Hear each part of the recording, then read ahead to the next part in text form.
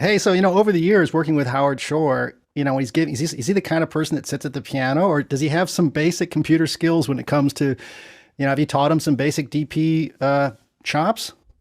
Yeah, he uses Digital Performer. Yeah, I mean, he doesn't. He writes with paper and pencil. I mean, it's pretty cool. He does sit down at the piano. He has a keyboard connected to DP, Mhm. but I've also seen him sit at a desk with a pencil and a piece of A3 score paper and just write out a piano concerto one after Wow. another. It's And he really uses cool. DP. That's fantastic. What version is Yeah, he on these days? he's on 11. He's on Yeah, 11. yeah. And so if you look at his sketches, let me pull up one of his sketches for you here. Let me just find one.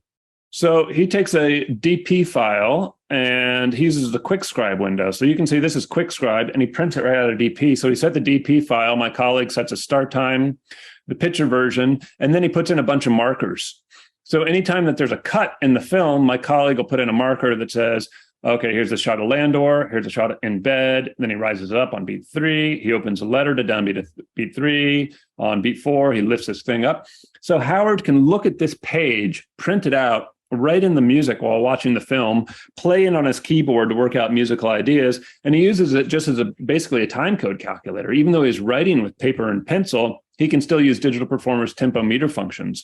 So let's say that he wants to make sure that this letter opens up on beat 1. He wants to make a musical moment to that. Let's say there's some gravitas to that moment in the film.